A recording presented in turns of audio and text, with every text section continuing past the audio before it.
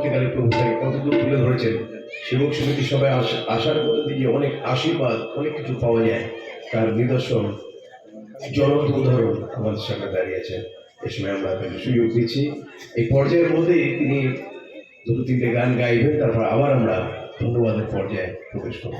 প্রভুর ধন্যবাদ হোক যে আজকের ঠাকুরপুকুর সেবক সমিতির সভাতে আসতে পেরেছি। 60 বছর পূর্তি সময়ে আমার জীবনটা প্রথমে যখন আমি গান করতে যাই সেবক সমিতির সভাতে, চোখ বন্ধ করে গাইতাম। কিন্তু আশ্চর্য,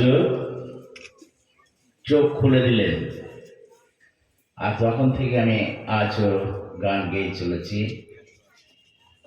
47 বছর।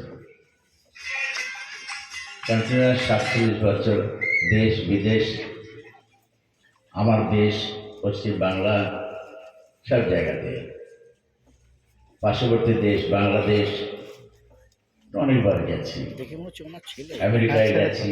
কিন্তু প্রথমে যে জিনিসটা এই সেবক সমিতির সভা প্রথমে শুরু হয়েছিল সেটা কিন্তু ভোলা যায় না। 60 বছর আগে নয়, আমার হচ্ছে আমি 75 সাল থেকে বলছি। বটানিক্যাল অ্যাসোসিয়েশন চার্চে হাওড়া শিবপুরে প্রথম একটা সভা হয়েছিল সেবক সমিতি, ওখানে গিয়েছিলাম, গান গেয়েছিলাম। আর ওখান থেকে প্রথমে আমি চোখ খুলতে পারি আশ্চর্যভাবে। তাই সেবক সমিতিতে যেখানে সময় পেলে আমি যেতে চেষ্টা করি। আর তার জন্য শরৎবাবু এখন নেই, তার পুত্র রয়েছে প্রদীপ গোস্বামী রেভারেন্ড, এবং জয়নাথ অধিকারী, রুবেন বাবু নেই, কিন্তু ছেলে রয়েছে দীপ্তেন্দু, হ্যাঁ রেভারেন্ড, তাই তো? দীপেন্দু,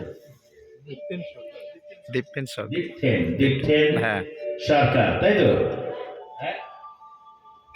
তো আমরা একটা পরিবারের মতন হয়ে গেছিলাম।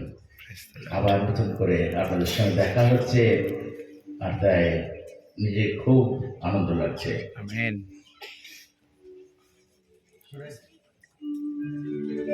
খোদা